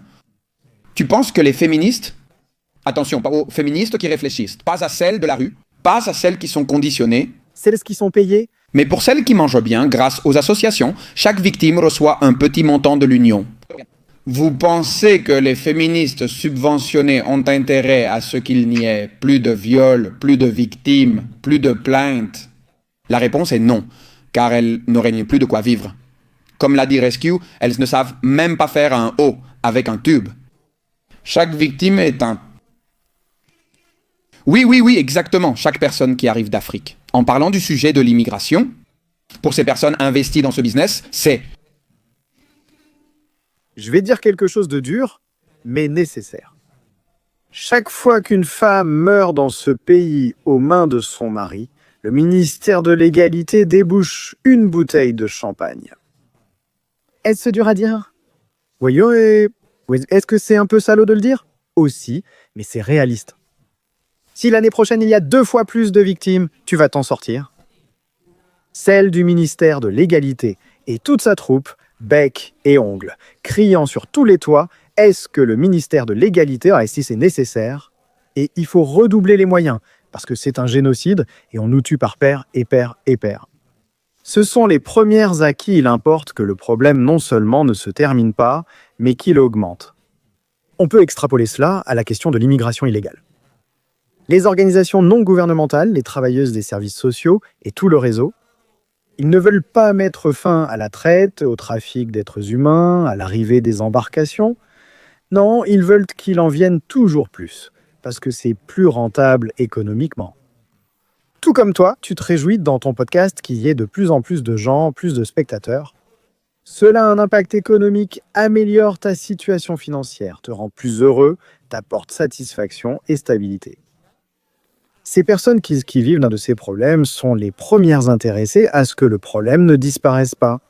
Alors, quand la société se demande « Que pouvons-nous faire pour mettre fin au féminicide ?» Mettre fin aux petits groupes d'intérêt. Que s'est-il passé en Argentine? Milei arrive. Tu te souviens du ministère de l'égalité dehors? Non. Dehors, il a fermé le ministère de l'égalité, le ministère de la femme. Qu'est-ce qui s'est passé? Ils ont réduit les meurtres de femmes par leur mari et la violence sexuelle et tout ça. Et ils recevaient beaucoup plus d'argent que ce qu'ils reçoivent en Espagne. Et des peines plus lourdes, dont ce qui compte le plus, et des peines plus lourdes pour celui qui commet ces actes. Alors nous avons, parce qu'ils ont des liens en commun, ils vivent des mêmes choses, ils vivent des problèmes. Le ministère de l'égalité vit des morts de femmes aux mains de leurs partenaires masculins. Et à partir de là, ils en font un business et célèbrent chaque mort. Car cela leur apportera un gain économique. Et toi, tu y crois vraiment? Je vais le dire à l'envers. Toi, tu crois vraiment que si l'année prochaine, au lieu de 50 femmes victimes mortelles, il y en a 5. 5. En un an, le chiffre a baissé d'un pourcentage énorme. Tu penses vraiment qu'ils vont fêter ça? Ils vont dire « Oh, attends. Si on règle le problème, pourquoi nous donnerait-il des subventions? Pourquoi l'État nous donnerait-il des budgets de millions? Non, tu sais quoi? Je dirais, non, laisse-moi t'expliquer. Quel serait le récit? Ce serait, grâce à cet argent, ça a baissé, donc continuez à nous donner de l'argent, sinon les mêmes risquent de mourir encore. Le feraient-ils? Peu importe. Même si d'autres meurent, ils ne penseront pas que nous sommes inefficaces ou incapables. Bien sûr, c'est ça. Peu importe, ils contrôlent le récit. S'il y a plus de morts, il nous faut plus d'argent. S'il y en a moins, continuez à nous financer car cet argent sauve des vies. Peu importe, mais pour une raison ou une autre, ils continueront à toucher de l'argent. Mais ce qui est clair, c'est que leur business avec l'argent public repose sur un problème. Jusque-là, on est d'accord. Et leur discours repose sur ce problème. En fait, ils font de la démagogie. Et de nombreux psychologues, psychiatres et sociologues qui ne sont pas contaminés par l'idéologie woke disent qu'il n'est pas raisonnable de comptabiliser les victimes comme ils le font. Il y en a déjà 14 depuis le début de l'année. Alors, au moment où tu coupes le problème à la racine, la société ne voit plus justifier d'avoir un ministère qui dépense des millions et des millions et des millions et des millions d'euros d'argent public. Le pire, c'est que l'argent n'atteint pas les victimes. Il ne va pas aux victimes, il va à des points violents. Pardonne-moi de te couper, si tout cet argent, qui est beaucoup, allait directement aux victimes, parce qu'il y a des victimes. Écoute, parfait, personne, ni toi Jota, ni moi ne sommes en train de nier, aide les femmes qui en ont vraiment besoin. Mais en plus, pour couronner le tout, les vraies victimes de mauvais traitements de la part de leurs partenaires.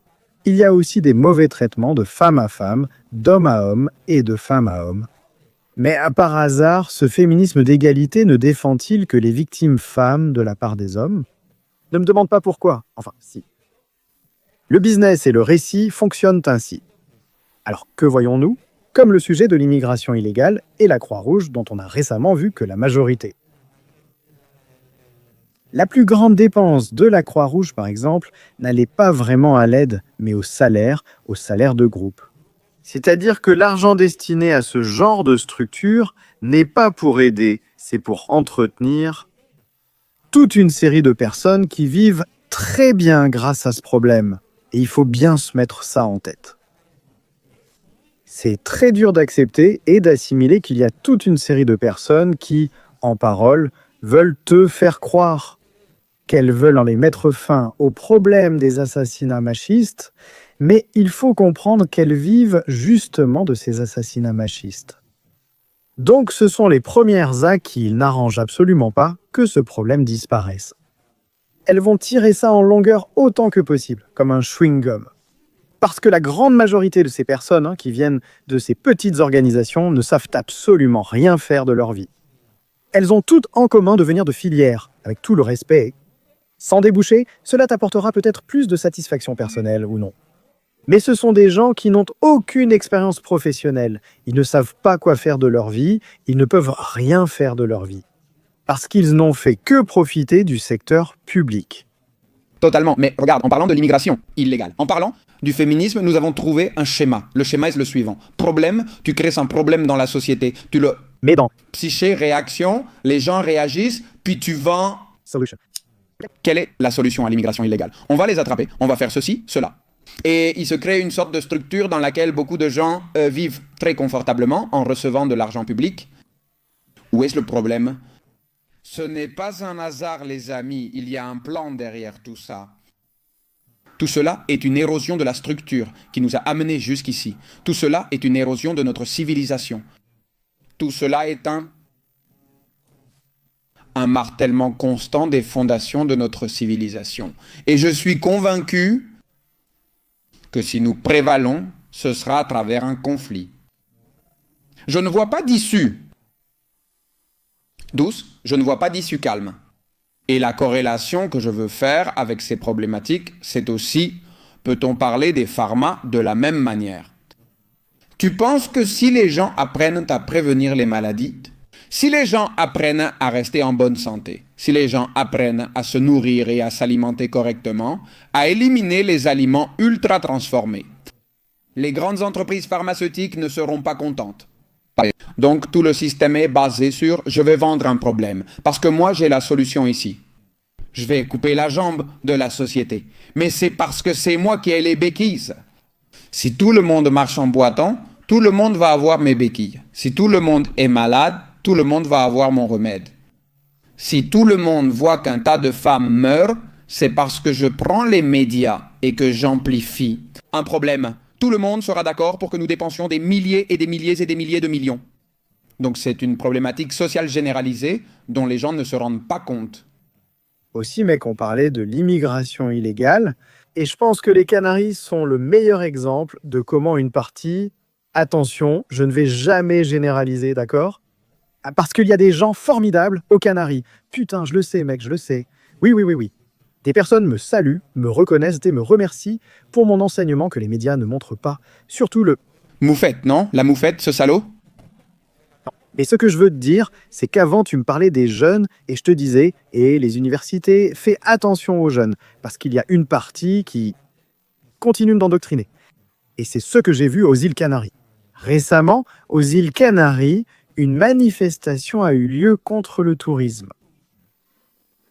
C'est-à-dire les îles Canaries, l'une des communautés, sinon la plus, qui est la plus pauvre d'Espagne et l'une des plus pauvres d'Europe. Elle n'a pas d'industrie, elle n'a pas d'agriculture, et le peu qu'elle a est subventionné. Par la péninsule, l'Espagne et l'Union européenne. Elle ne possède rien, elle vit uniquement de cela. Du tourisme qu'ils cherchent à détruire. J'irai même plus loin. Je peux comprendre que tu sois contre le tourisme de masse, ultra, méga massif, sans aucun filtre. Parce que ça fait augmenter les prix, la mobilité devient plus difficile, etc., etc., mais tu n'as absolument rien. La seule chose dont vivent les îles Canaries, c'est le tourisme, et tu veux le détruire. Mais ensuite, ils se taisent et obéissent, et ils disent oui à l'immigration illégale qui arrive pratiquement tous les jours aux îles Canaries. Et ils en arrivent déjà à ce point. Ce que j'ai constaté, c'est qu'ils en arrivent à un point où il y a, pour ainsi dire, un surbooking dans ces centres d'immigration illégale. Et ils doivent les envoyer sur la péninsule. Enfin, nous avons tous vu ces vidéos. À l'aéroport de Tenerife Nord, où il y a d'énormes files d'attente de personnes venant du Maroc, d'Algérie, de Mauritanie, des flottes entières d'avions les transportant vers la péninsule.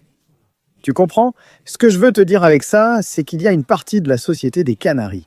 Ah, c'est le meilleur exemple de la pourriture possible chez une personne ou dans la société. Les Canaries en sont le parfait exemple. Aux Canaries, une partie de la société refuse l'industrie pour protéger l'environnement et rejette aussi le tourisme, bien que ce soit leur unique source de revenus. Ils prétendent être l'organisation non gouvernementale du monde, alors qu'ils ne peuvent même pas se maintenir eux-mêmes parce que tout le monde s'en va. Les jeunes doivent aller sur la péninsule ou ailleurs, en Europe, pour travailler. Et qu'est-ce qu'ils prétendent? Ils soutiennent l'immigration illégale sans protester, mais rejettent le tourisme, leur unique source de revenus. Ils transforment les îles en un bourbier, en un harem. Puis ces mêmes personnes ont fait des îles Canaries une décharge. Et ils doivent aller sur la péninsule, ils doivent partir, et ensuite... Parce qu'après, j'ai rencontré beaucoup de gens, je ne savais pas qu'il y avait autant d'imbéciles qui faisaient autant de bruit. C'est vrai, parce que moi aussi j'en ai rencontré. Ce profil, comme tu le disais si bien, de la moufette et tout ça, la moufette, c'est des gens bizarres. Je ne me suis jamais autant acharné sur YouTube. Comme pour la moufette. Mec, c'est pour ça qu'ils t'ont supprimé la vidéo? Des gens qui sortent complètement endoctrinés de l'université, qui rejettent le tourisme, qui applaudissent l'immigration illégale. Par conséquent, ils transforment les îles en un harem, en un désert, sans aucune perspective, mais ensuite ils partent sur le continent. Ils rejettent l'Espagne. Tu sais qu'aux îles Canaries, il y a beaucoup d'indépendantistes qu'ils appellent les péninsulaires de façon péjorative. Les gosses, ah les gosses, c'est foutu gosses, les gosses. Vous critiquez les Goths, mais ensuite vous envoyez bien les immigrés illégaux que vous recevez aux Canaries chez les Goths. Mec, pourquoi ils ne tiennent pas sur les îles? Je veux dire, vous voulez une immigration illégale sans aucune limite?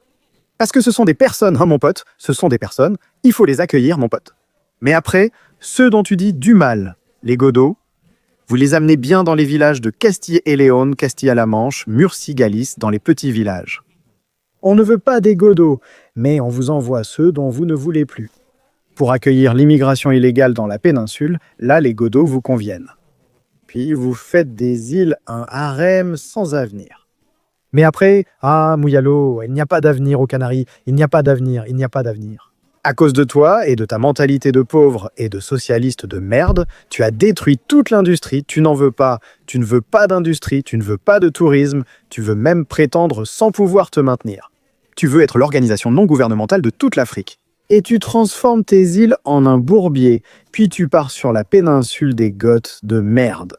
Mouyalo, parce que tu as transformé tes îles en un bourbier sans aucune perspective. Parfait. Ce sont contradictions ambulantes constantes. Ces mêmes universitaires, c'est très important, et on parlait des entretiens. Ces mêmes universitaires, qui prétendent être l'organisation non gouvernementale du monde, mais qui ensuite rejettent. Seul le tourisme soutient. Ils transforment tout en déchets, et ce sont les mêmes qui disent ma idéologie transforme ça en déchets, et je vais devoir partir. Et tu n'as pas pensé que ton modèle économique est en train de transformer les îles Canaries en déchets, et c'est pour ça que tu dois partir? Non, pareil.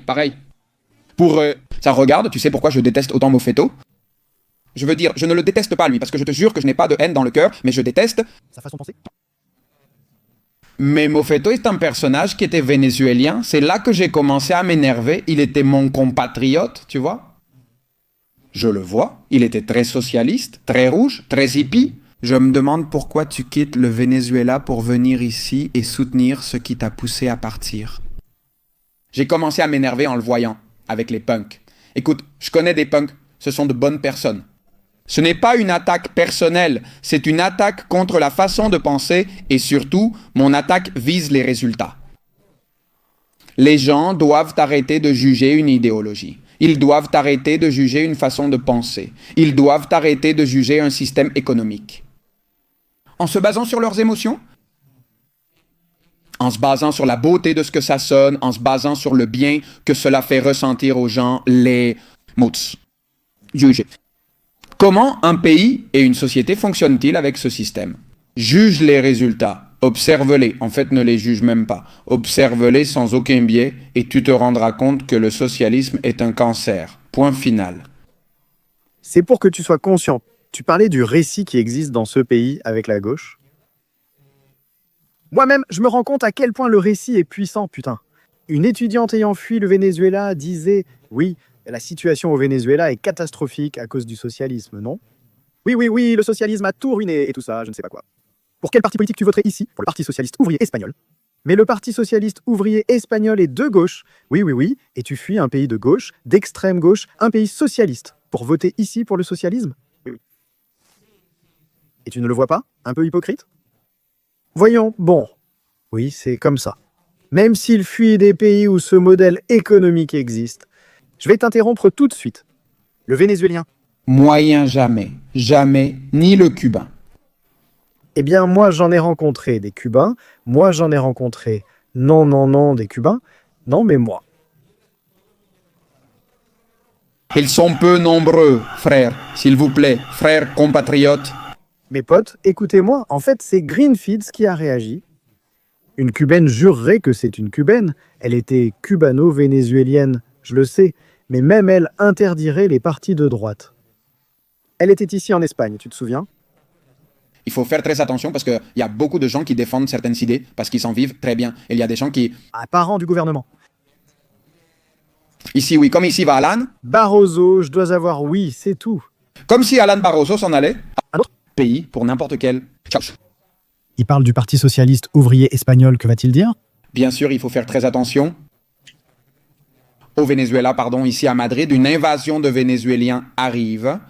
Ah d'accord, donc il y en a. Non, mais ce sont ceux qui ont tout pris. Et ils sont en train d'acheter la moitié de Salamanque et tout ça. Évidemment, ce ne sont pas des riches de naissance. Ce sont des gens qui sont dans l'or, dans les émeraudes. Il faut faire attention. Je ne veux pas trop en parler parce que ça me concerne personnellement.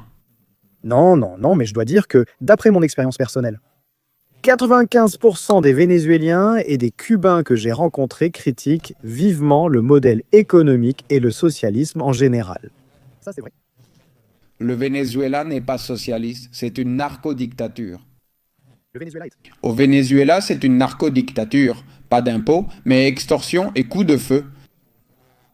Chacun fait sa vie sans système bureaucratique empêchant la prospérité des entreprises. C'est de la folie. Si on voit que tu te fais trop remarquer, peut-être qu'ils viendront te dépouiller. Parce que la loi, parce que je ne sais pas quoi, mais le Venezuela, c'est la jungle. C'est-à-dire, le Venezuela, il n'y a rien. Je trouve que l'Espagne est bien plus socialiste, avec un État bureaucratique énorme et efficace, surtout pour prélever des ressources aux citoyens. Et numéro 1, l'Espagne n'a rien à envier. Il ne leur échappait pas un putain de centime. L'autre, récemment, Victor, qu'on salue, a partagé un mème génial, l'inspecteur des impôts. Quand tu reçois 100 € et que tout le monde est là, En train de danser, tu hallucines. il ne rate rien. Et si tu ne paies pas d'impôts, ce qui t'attend est terrible. Si c'est déjà puni, là, c'est carrément très puni. Si tu t'en fiches de... 150 000 € que Considère que... t'as fraudé. La peine est comme si t'avais violé un... C'est équivalent. Nous avons même vu des cas, surtout Patty par exemple, avec des accidents causés par l'alcool, où les peines sont d'1 an, 2 ans. Et si tu n'as pas de casier judiciaire, tu n'entres pas en prison. Et ensuite, une personne qui n'a pas payé X impôts va en tôle pendant de nombreuses années. Alors, tu te rends compte de la pression confiscatoire qu'il y a dans ce pays. Une chose, Rescue, juste pour finir avec moi. En abordant la question du féminisme, de l'immigration illégale, etc. Au final, tout est lié, car l'immigration illégale est directement liée à la hausse des agressions sexuelles en Espagne. C'est prouvé. Ce n'est pas du racisme ni absolument rien de tout ça. Et aussi, si tu regardes bien, il y a une corrélation directe entre les lois que met en place le ministère de l'Égalité, la loi du oui c'est oui et d'autres. Ce qu'ils font, c'est relâcher plein de violeurs pour que ce problème continue. C'est-à-dire, je ne pense pas qu'ils soient idiots, je ne pense pas qu'ils le fassent parce qu'ils sont inefficaces, je ne pense pas qu'ils le fassent parce qu'ils sont vraiment complètement incompétents. Je pense qu'ils sont très utiles pour que les femmes continuent de souffrir. C'est-à-dire, et je l'affirme ici, le ministère de l'Égalité et les politiques du gouvernement actuel de Pedro Sánchez. Ils sont en train de créer un terreau pour que la femme soit plus susceptible et ait plus de chances de subir une agression, d'être tuée, ou qu'il lui arrive n'importe quoi de négatif dans la rue. Et c'est précisément ce qu'ils recherchent pour que le problème continue d'exister et, avec le problème toujours présent, l'argent est justifié. Pourquoi? Le meilleur résumé que je peux te faire? Pourquoi le ministère de l'Égalité, toutes ces associations et les médias? Quand il y a un cas de viol en groupe, de petits blancs hétérosexuels, cis, hétérobasiques, ça passe dans tous les médias et on en parle constamment. Mais ensuite, quand la meute a une couleur marron tirant sur le noir, ils ne disent absolument rien et il y a un silence médiatique total. Et nous avons des cas, et des cas, et des cas, et des cas. Non, il y en a beaucoup. Ce sont de nombreux cas. Il y a peu de temps, excuse-moi de te couper, Jota. Il y a peu de temps, il y a eu un cas d'une bande de personnes africaines. Un Algérien, un Marocain, un tel et un tel, des gens de l'étranger. En fait, certains étaient dans un centre d'immigration illégale et ils ont violé une très jeune fille. T'as entendu quelque chose? Pas du tout, pas du tout. Pourquoi? Parce que ça ne les intéresse pas. Cela contredit totalement leur discours sur « vive l'immigration ». Et si les gens... Samuel Vasquez est une personne qui te démontre, chiffres à l'appui et avec un vocabulaire impeccable, les dangers de l'immigration illégale. Les gens, bien sûr, comme maintenant, sont avec Vox. Ah, est-ce que c'est l'extrême droite? C'est-à-dire, on revient au sujet des médias. Ils conditionnent la population pour que tout discours, tout récit qui soit proche de la réalité, mais éloigné du récit officiel qu'ils considèrent comme positif et bon, soit considéré comme moralement incorrect. Et que le fait que tu dises cela fasse de toi une sorte de fasciste. Heureusement, malgré l'endoctrinement universitaire, les jeunes y croient de moins en moins. Je veux aborder un sujet avec toi avant de conclure, non, parce qu'il y a beaucoup de travailleuses du sexe. Pardon, je répète, coupe ça bourrou, je veux aborder un sujet avec toi avant de conclure le podcast. Parfois, plusieurs travailleuses sociales des centres ont des relations sexuelles avec des jeunes, voire des moins jeunes. Qui se trouve là-dedans? Tu sais à quoi j'ai pensé? Je t'ai dit tout à l'heure pour les travailleuses sociales. Leur incitation à ce que ce problème d'immigration illégale continue, c'est évidemment le profit économique tiré de l'argent public. Il existe aussi un incitatif sexuel. Il y a beaucoup de femmes qui... Je suis arrivé dans un centre d'immigration où leur partenaire était un immigré illégal. C'est-à-dire, non, pour parler clairement, il y a beaucoup de travailleuses qui non seulement perçoivent leur salaire sur la fiche de paie, mais aussi en espèces sous la table. C'est bien ça, c'est bien ça. Ce sont des femmes qui, sur le marché du sexe espagnol, elles ne trouveraient rien à se mettre sous la dent. Elles considèrent Miss Pouvoir comme une opportunité en or. Mandango. Je me mets à la place de Marie-Carmen, 28 ans, que même Jésus-Christ ne regarde pas sur Tinder, ni en Espagne en général. Et je me dis, mince, ici il y a une série d'immigrants qui me voient d'un bon œil, parce que pour eux aussi c'est une opportunité d'entrer dans le pays. Comme il existe du tourisme sexuel masculin dans des pays comme la Thaïlande. Il y a aussi une incitation sexuelle de la part de ces travailleuses envers les immigrants qui viennent de façon illégale. C'est-à-dire, mets-toi dans la situation, comme je te dis, Marie-Carmen, 120 kilos, ça fait 2 ou 3 ans qu'elle n'a pas de relation sexuelle. Et il arrive un grand gaillard de 38 ans, 1m90, avec 20 cm de pénis. C'est comme ça? Et en plus, il gagne de l'argent avec ça, parce qu'il en tire des revenus grâce au trafic d'êtres humains. C'est un 2 pour un classique. C'est incroyable. Eh bien, voilà. Je veux dire, ça me fait rire. Je ris à cause de la situation personnelle. Je veux dire, je ris à cause du côté surréaliste de la situation. Mais c'est réel, c'est plus cru, c'est la chose la plus réelle que tu puisses avoir en face de toi. Je veux dire, ce sont des femmes qui vivent de ça économiquement, du trafic d'êtres humains, et en plus elles en profitent sexuellement. Totalement. Frérot, c'est un 2 pour un classique. Combien de fois cela s'est-il produit? À Casa de Campo, je suis allé dans un centre d'immigration, ce qui me fait beaucoup rire. Ils ouvrent un centre pour mineurs non accompagnés immigrés illégalement. Et tous les voisins se plaignent. Tu veux me faire croire que la société, ce village et ses habitants sont soudainement devenus racistes? Non, pas du jour au lendemain. Ils subissent des vols, des violences, on s'introduit chez eux, etc., etc. À Bellon, je suis allé soudainement dans un centre d'immigration illégal. Un couvre-feu était instauré dès 10 h du soir. Pourquoi? Tu ne peux pas te promener, les rues leur appartiennent. Certains s'intègrent ensuite. D'accord, oui, je ne vais pas le nier, mais tu ne peux pas. Mais indépendamment du fait qu'ils s'intègrent ou non, nous ne pouvons pas baser ce modèle d'immigration. De les faire venir exprès et qu'il y ait tout un système financé par l'argent public pour les entretenir. C'est illogique, surtout si ton pays, comme l'Espagne, a le plus fort taux de chômage des jeunes en Europe. Ça n'a aucun sens, ça n'a aucun sens. Alors, ce n'est plus seulement, comme je te disais, ce n'est plus seulement l'incitation économique, mais aussi l'incitation sexuelle.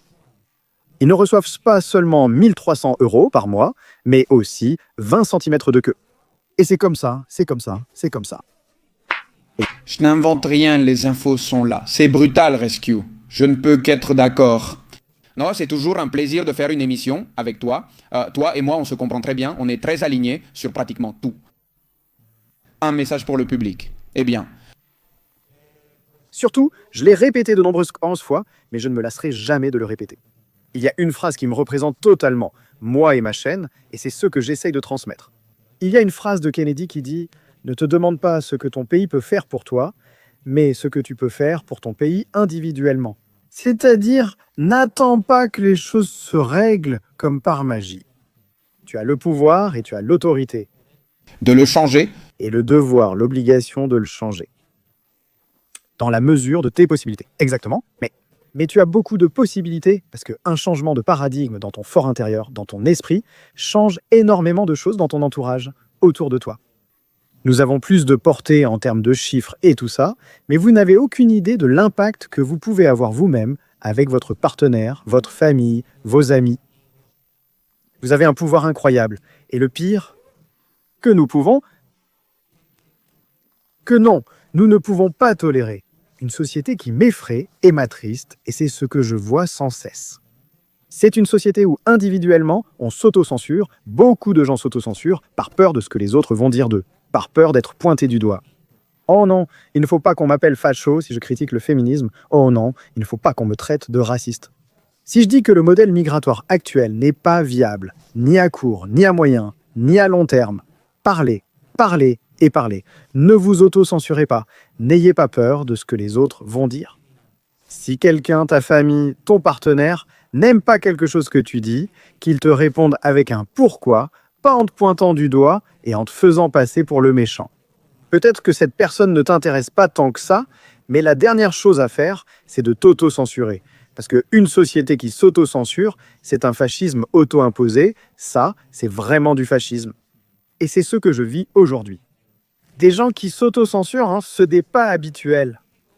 De dirigeants du moment qui viennent censurer les gens par le biais de la force? Non. La société elle-même, par honte et par peur. Exactement, la société elle-même s'auto-censure d'elle-même. Par peur de ce que diront les autres, par peur de l'étiquette. Et c'est la chose la plus dangereuse qui puisse exister dans une société. Pour être une société libre, soyons-le sans complexe ni peur. Dites ce que vous voulez, et pour dire ce que vous voulez, ayez toujours l'esprit nourri, lisez, comparez, confrontez, etc. Ça ne te sert à rien d'avoir la liberté dialectique si tu n'as pas l'esprit actif. Alors lisez, informez-vous, imprégnez-vous d'informations, et en plus de cela, n'ayez pas peur. N'ayez aucune peur de ce que diront les autres. Celui qui doit avoir peur, c'est celui qui te montre du doigt.